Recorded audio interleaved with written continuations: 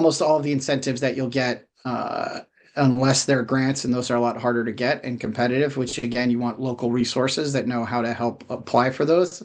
Doesn't have to be an expensive resource or a big brand name. And I believe Sujin is still a NYSERDA EIR, so that's an area to help with at least New York-based grant. Not Sujin, but the NYSERDA Expertise Network. That's a resource, but grants again are competitive. They're at different windows. Not all of them are rolling, but tax incentives require reimbursement, so you need that capital upfront.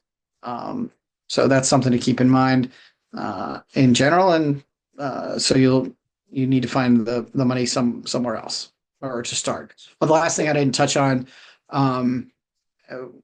is there are organizations that can be a tremendous help in addition to Sujin's, especially if you want to get a foot in the door locally. So I've got Urban Future Lab, Greentown Labs. We have our own innovation center at the Maryland Clean Energy Center. California does give grants for early stage companies. There is the Los Angeles Clean Energy Incubator, or Clean Tech Incubator, excuse me. So there are lots of resources like that if you need an initial footprint to kind of have a home and start to do your research on where to go.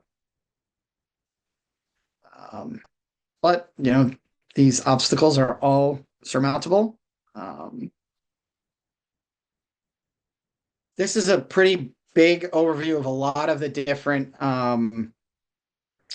production tax credits that are in there, that are in the Inflation Reduction Act. I am not necessarily going to give you everything under the sun tied to the Inflation Reduction Act or the bipartisan infrastructure law or CHIPS. All of those collectively aren't my expertise. It's just kind of these are some things that can apply and to keep in mind. So the first and foremost, depending on what your technology or what your work looking to manufacture or be part of your supply chain, keep in mind the incentives that are there. Again, I was saying earlier, incentives don't scale, but they do make a big difference on early returns or on shortening the success of your initial plants in the U.S. Some of the big changes from IRA and the other from the IRA mainly is the investment tax credit and production tax credit changes. These have been extended quite a bit. This goes back to I have no idea what to predict on policy changes coming down from the new unified Republican control of government that will happen in January. What I did hear from some last week from some people who are in some of those conversations, any changes to those laws would probably come down sometime in the end of, or about a year from now, based on just how legislation like that might go forth. And that I hear varying degrees of it's less likely to change some of these the tax credits that are there in place right now. That being said, speaking for other programs or projects in place in the affiliated with the US, that the sooner you're breaking ground or working on something, the easier it is to be able to claim something. And that's also the way a lot of these look for in general as well. When did you break ground or when did you start the project? That does matter for these incentives. And that's not going to change. It'll probably be more important. So if you're close to pulling the trigger on something, might want to start soon. And I'm not going to run through running every single line item on these slides unless somebody has a specific question on this. You all get the presentation, and I don't need to read everything on there. I would just keep in mind that, again, deadlines of when you start logging those types of things, tracking that is going to matter a lot. And And this is just a broader kind of understanding of the US market as you're here. And if you're going to be building something in a factory, whether you're coming and using some contract manufacturing to start or whatever you might be as a stepping stone or trying to build a factory right off the bat, or whether it's assembly, the US tax code is incredibly complex, um, mainly because from a governing standpoint, that's been the only way that policy has been enacted in roughly the last 20 or so years. The same gentleman who mentioned the timetable for historical use of changes to the tax code mentioned that the last time that there was any actual energy policy passed by Congress to change it that wasn't tied to an omnibus spending bill or a reconciliation bill like that they were talking about, which is how the Inflation Reduction Act passed, was in 2005. So nearly 20 years since any legislation changing some of these types of things would happen. So because all that happens in tax versions only, that's why you're still going to want a specialist for U.S. tax, I think, and especially with coming in if you're coming in as a foreign company. Um, Direct pay is one of the big changes from the most recent legislation, and that really is a game changer for a lot of potential groups. If you are looking to build a factory or capitalize on some incentives or look for partners, Native American tribes are a great potential partner. They have lots of incentives.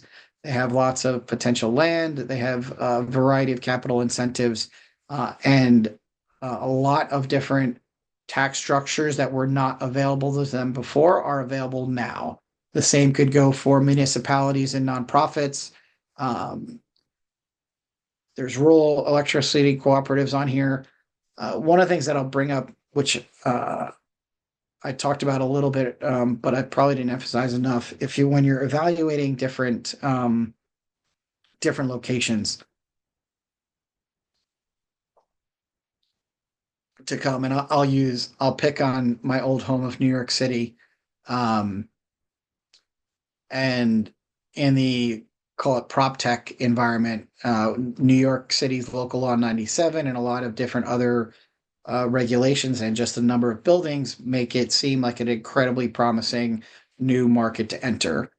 However, New York City could be its own state, given its economic size and complexity.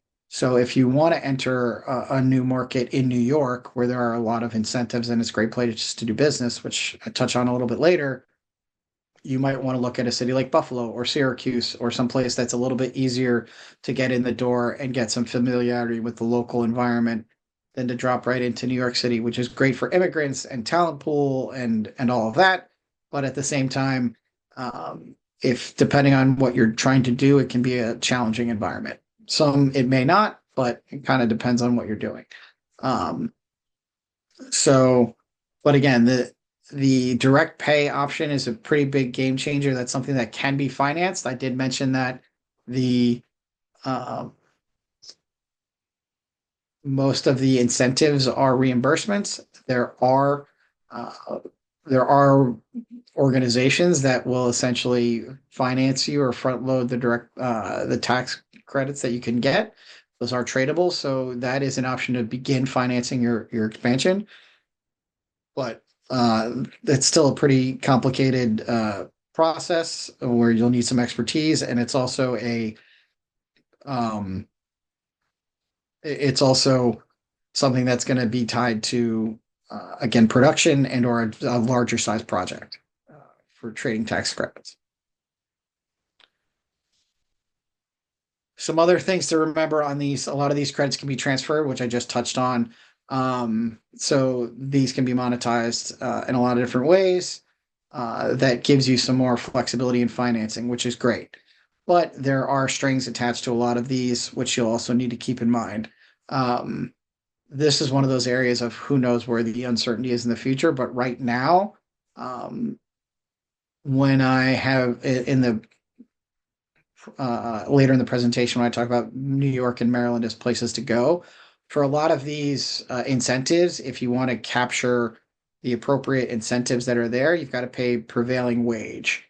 So the benefit of going to a place like Texas or Tennessee or someplace that in theory has lower cost of labor doesn't necessarily pencil out as much if you've got to then true up whatever the wage is locally to that union equivalent. That doesn't mean it's still not the right option. It might still be a cheaper place to operate or fits your supply chain or whatever. But it is not necessarily just um, the only way to go for based on just, oh, this is the lower cost operating place. Um, Again, this gets into a level of detail that you need some specialized human resources knowledge and or tax knowledge, especially on prevailing wage. So, but it's things to keep in mind as you're starting to build up your factory. Um, Bonus credits. These are, uh, depending on what you're going to do, can be pretty vital, can make a big difference on the unit economics, especially as you're getting started. There's a lot in here, but probably um, the one that you'll hear a lot is BABA, Build America, Buy America. That gets thrown a lot around now. And I will say that, and I touched on it earlier, most of the developers, people who are installing, building, financing projects will support your efforts to come here because a lot of the incentives or cheaper capital that they can get is tied to domestic content. So they're happy to help facilitate or look to ways that'll do that to facilitate your coming to the United States. Um, Before I give my pitch for the state of Maryland, I guess, any questions so far? Okay. And again, feel free to interrupt at this point. We're almost through, so should be close to on time too. Um, as Sujin said, I work for the Maryland Clean Energy Center. It is not part of Maryland, but it's a corporate instrumentality of the state, and we're there to accelerate decarbonization of the state's energy goals. And we can serve as a green bank. We are not New York Green Bank in that our organization was unfortunately not capitalized with $1 billion of ratepayer funds, but we do have some unique benefits and services that we can offer Maryland's citizens, companies that want to locate here, and we can provide bonding. One of the things that I mentioned earlier I'll touch on it in New York. But there are organizations like ours in virtually every state you're going to go to. So even as I make a pitch for Maryland or talk about New York, it's because I know those two places best. California has a tremendous number of opportunities and resources. I would say that for most companies that are in climate tech, the early innovative stage, there are lots of different support networks and levers. Um, Now that bridge from we've got our product kind of there to we need to scale it and manufacture it, that's a harder evaluation to figure out where your next place to grow or build that factory one or pilot site zero that can grow and scale, or do we use a toll manufacturer in the United States? All of those are uh, things that you'll have to evaluate, but in almost every state, and I know because I represent Maryland on what's called the Green Bank 50, which is a coalition of all 50 state green banks. Some of the legislation that I talked about earlier is helping form ones in places that didn't have them. So even places like Ohio, Nevada, uh, Wyoming, Utah are forming at least some level of state green bank to help facilitate um, decarbonization or energy savings, energy transition. I think that's the one thing to keep in mind. I talked about earlier, every state being different. Um, Right now, even in Maryland, we're not necessarily using climate change. We're talking resiliency and energy savings. So you'll find that the US gets a little particular on language sometimes, and it's still getting to the same thing. So that's something to keep in mind as you're also evaluating where you're going to expand is how you approach that. When I developed a project in upstate New York, we went to the local Republican representative, and he said he was supportive of this as long as it brought jobs to his community, and didn't, even though he didn't care one whit about what we were doing, and it was an ag tech related project. So, I think there's a lot of that on the local level that's there. It's just kind of knowing what that audience is going to need and listen and want to listen to. Um, this is some of the programs that we have in Maryland. I'm not going to bore you with those. The highlight I'll say of MCAP, for example, right there, the Clean Energy Capital, that's 5 million and above. So if you are looking to build a factory, we're there. Maryland has a lot of empty warehouse space as well. So if you're looking for assembly plants, something else that can matter. We have a smaller climate catalytic capital fund that does a lot of different projects. The Founders Fund is there as well for startup companies. A lot, again, my restriction as the state of Maryland or is the state of Maryland. Now, that doesn't mean your company has to be based there, but if I'm financing a project or a facility, it should be in Maryland or servicing or helping the people of Maryland get lower energy costs and help the state meet its decarbonization goals. Um, so there's a lot of this types of programs like this. The list for NYSERDA is even longer, as an example, but any place you look at, and this is just the Maryland Clean Energy Center. What I don't have up here in this presentation, as I said, we're independent from the state of Maryland. But much like NYSERDA is an entity of New York State, the Maryland Energy Administration runs a variety of programs. The USDA program that we administer there is in conjunction with the Maryland Department of Environmental Protection. So you'll see this a lot, even where there's a green bank or an NGO or uh, we'll say an incubator like the Urban Future Lab. If they've got a presence to help navigate for new market entrants, it's still going to be an interplay with state and federal and maybe other regional programs and funds. But I've got a lot, and my job is to grow that so that there's more money here and more stuff for you. So you're all welcome to build your first factory in Maryland. That's my one sales pitch that I'll do for that, and happy to talk about that afterwards. Um, and for us as an organization, we do try to help companies from the beginning of procurement, analysis, engineering, and then finding financing and capital. I didn't go to some of the details of why you will want some local help on any project, but that in addition to funding, which comes up, that project design and engineering is an enormous part of what goes into building factory, which many of you may know. But what is hard to navigate and perhaps harder to navigate in places like New York or Maryland than it would be in Texas. So again, or Ohio, or I'll compare Ohio versus Texas. Permitting, environmental reviews, construction time, access to capital, how all the things that go into that. It's a fairly long and comprehensive list, and it can take a while to get things built. So even if you're moving quickly, you probably need somebody locally on the ground to be able to address issues.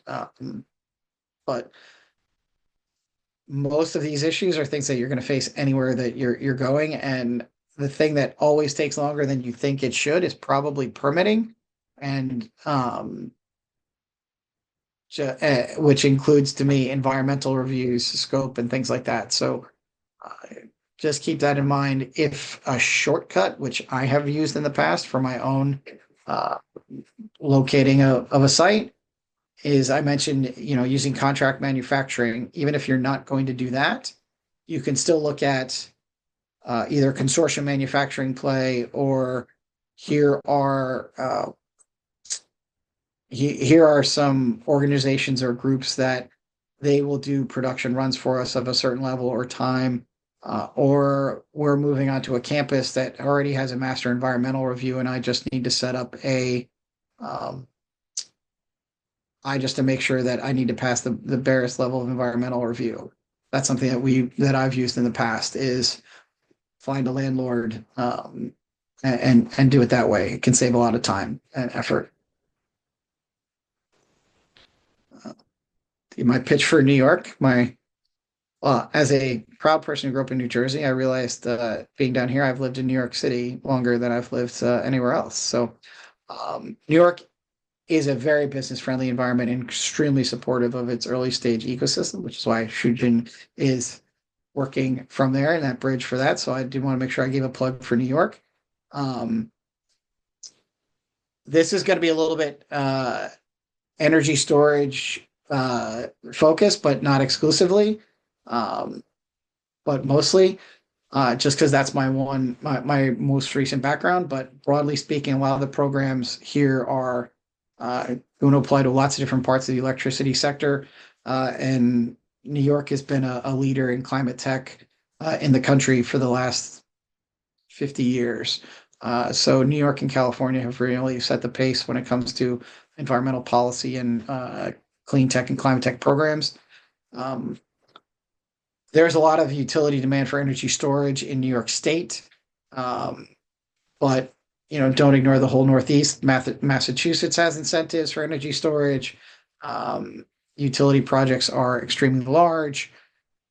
All the forecasts are in there. Offshore wind. I will say some of the forecasts are built incorporating offshore wind. Again, not to have any predictive power, but if I were in the offshore wind industry and I didn't already have my permits, by the time January 20th rolls around, I would not be very confident that I'd get anything done in the next 4 years on a federal level. Offshore wind has a lot of moving parts. I believe there's 13 federal agencies tied to permitting and approval. So some of the demand on energy storage tied to wind are going to be in flux. But there's still, regardless of that, a tremendous amount of demand in the market for energy storage. So this is kind of do want to scrub one thing from prior client on there, but when I was working with one energy storage company that was looking to come to the U.S., they looked at the whole U.S. In general as making sense just for where their own market. Again, the strategy for their business was our customers are in the U.S., not in Canada. So then they started to look at where do we want to be, and they started to pick the Northeast, and they honed down on New York. But the numbers kind of are roughly here. If you're in the Northeast, that's 55 million people, 23% of US GDP. There's a variety of different markets to go here. There's more transit, though it's higher cost. There's a lot of things that go into your factors of what's there. But all this can go into, okay, we picked the Northeast, but we're going to go Pittsburgh. We're going to go to Philadelphia. We're going to go to Baltimore. Or we're going to go to Boston or Maine. It kind of depends on what your vertical or what you're looking at is.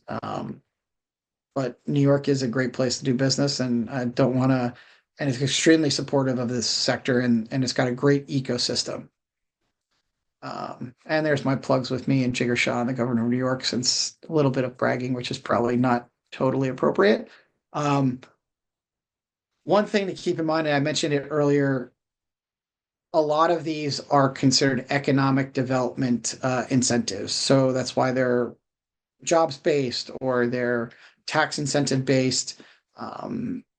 But there's a lot of different incentives that abound in any U.S. jurisdiction. I'm bringing up New York and Maryland because I know them the best. But these are throughout everywhere. I'll use a New York example that's a little specific, though, and I don't know how much it extrapolates in other states. The second one there is industrial development agencies. Those can issue their own bonds in New York State, for example. So you can get lower cost of capital that way on a new project. That's locally done but it's part of allocations from Empire State Development. There's a tremendous amount of programs that are there. They'll do a little bit of grants in all these different New York programs, but a lot of it is kind of a seed grant, or they'll help you fund a consultant or fund the study that you need. And then the rest of it is going to be, you said you're going to build a factory and put people here, and then we'll give you XYZ money back. Or we'll give you credits on the capital expenditure that you put in. These are pretty significant. One thing that I like to throw up there that is a great incentive for people who complain about New York's taxes. Startup New York is a 10-year exemption from all New York State taxes for the company and the employees. So that's a big deal. And I'll drop the Urban Future. I'll drop a plug for the Urban Future Lab in Brooklyn. If you are part of one of their cohort companies or members, you are entitled to that Startup New York exemption because of the way the Urban Future Lab is structured. So that's a benefit for some of these other programs or incentives. Some of these require scale or presence or just more people than you may have, but that doesn't mean you may not be able to access some of these programs. Now, I can't speak for other states or other groups. I just happen to know that from other prior clients about how the Urban Future Lab works, and I've collaborated with them. Sujin and I were talking about this a long time over the years. So there's lots of different incentives like this in every state. Now, I will say that New York, Massachusetts, California, Washington State, Oregon have more than other places, but that doesn't mean that there aren't enough to make an incentive worthwhile. Or this is something that if I were tied to any one local economic development agency, which I kind of am, but a lot of states will play themselves off against each other. You see that writ large. Now, it's hard when you're a small company, but it's still worth saying, hey, shopping around and looking if you've got 3 or 4 places that make sense. That's something to keep in mind. And again, that was a fun pull quote from Jigger. 45X is kind of the tax credit tied to energy storage production or to manufacturing. So there's no limit on some of these. Again, some of this may change, and there's a step down that starts in 6 years. So if you do want to get something moving, you should get it moving sooner rather than later. And this goes into some of the details that I know best on energy storage.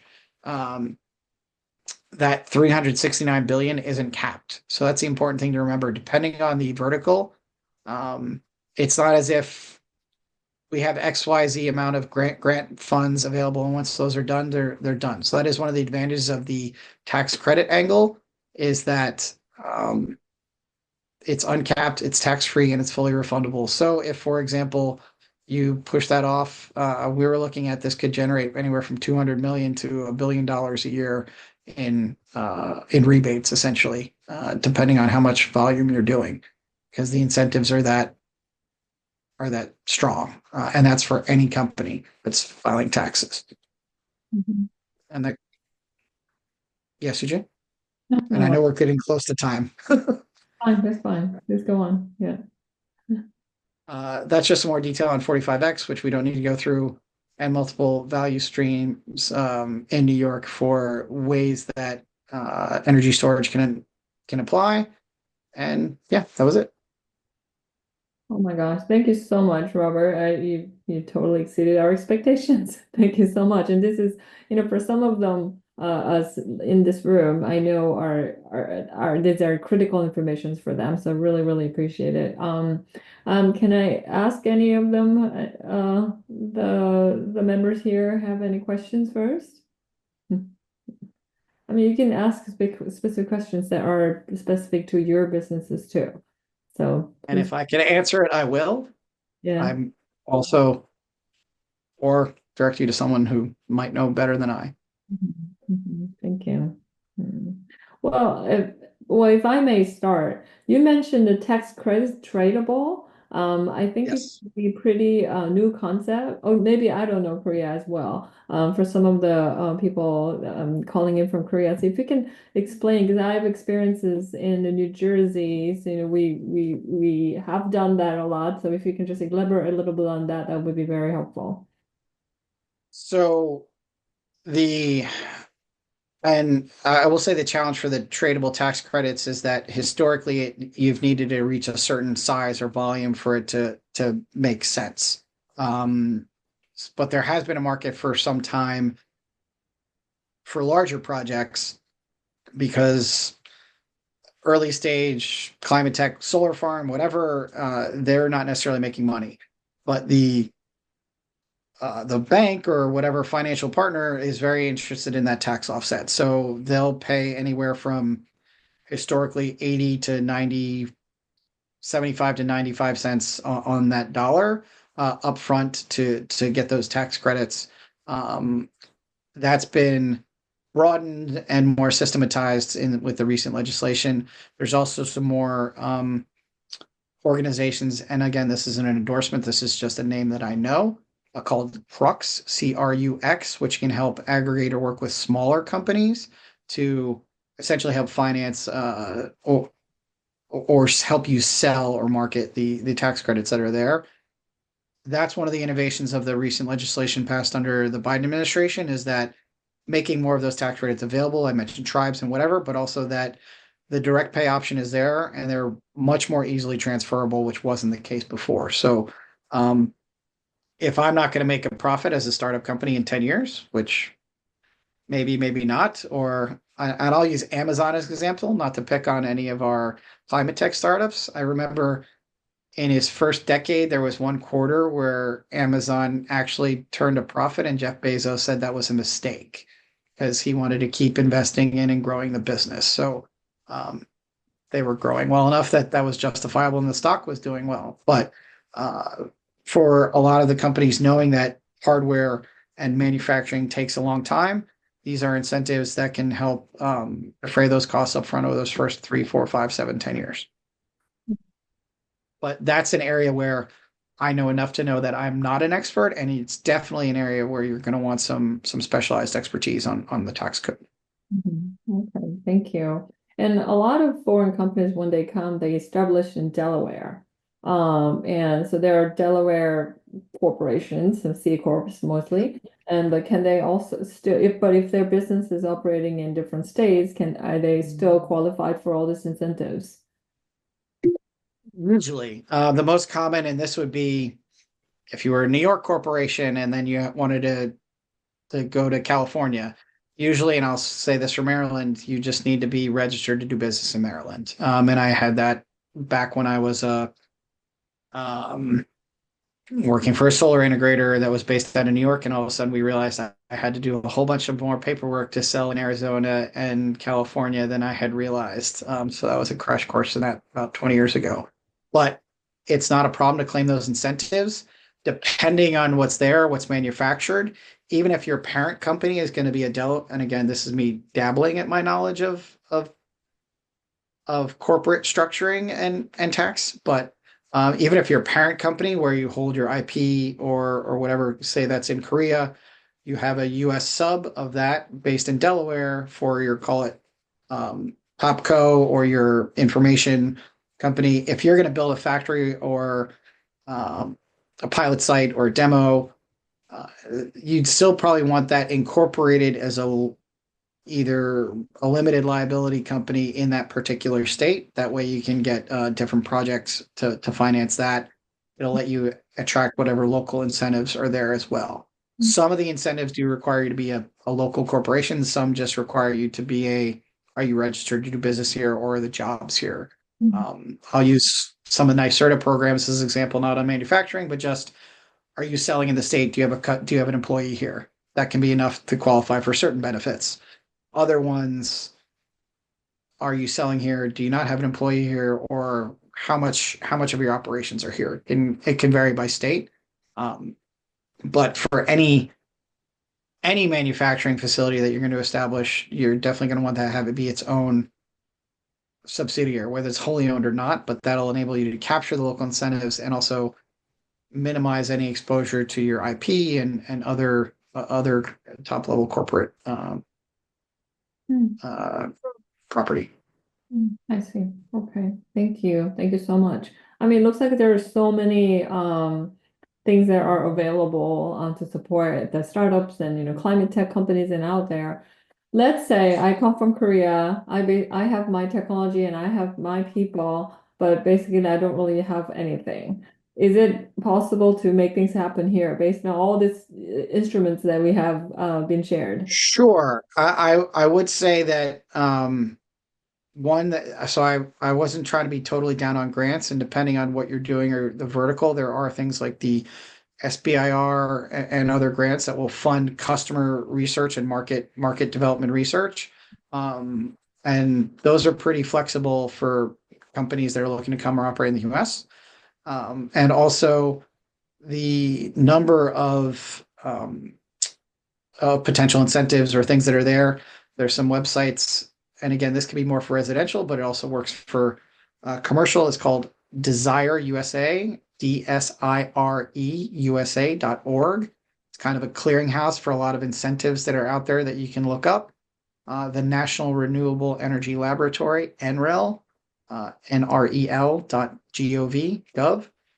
is another kind of angle or way to explore what's there. I would say though, if you're coming from Korea and looking to go drop in or pick that, it's going to be where is your technology vertical and where is there a potential? I would start from um, and I'll use the example I talked about earlier. Will I be able to hire enough local talent in the sector that I'm in? Whether it's energy storage, it could be semiconductors, it could be um, ag tech, it could be lighting, it could be software that's focused on energy transmission or the grid.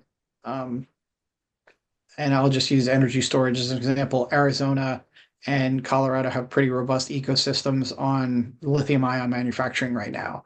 So if you're doing something that's adjacent to that, you may want to at least explore looking at those particular markets. Or, hey, here's some programs or incentives from a one of the incubators that I mentioned. Um, that's a good entry point because then it can at least say, hey, here's how you get to the US and evaluate what's here.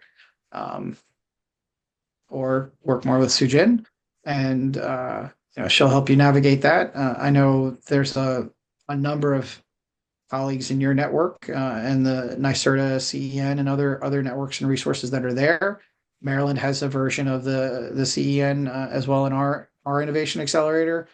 Massachusetts has a lot of resources. California, um, there's more that I'm not trying to denigrate any of them. But so I think the first thing to evaluate is when and why do you want to come here? So obviously from the incentives that will start to expire or move down, that's a reason for it. But if you're not advanced enough, you're not going to be able to get capital or you're going to have other challenges. Make sure your business can handle the transition first, I think, because that's the other thing that um, I've seen clients think they were ready and then their technology wasn't as far along as they thought. And then they're trying to build a factory and get their technology up to you know, where it should have been for that step. So that's probably the first thing to evaluate or get some external opinions on that kind of manufacturing readiness level. One program I'll do a pitch for that I have no affiliation with is called Scale for Climate. I believe it's accepting applications right now. It's run by NYSERDA, and that is essentially a manufacturing readiness program.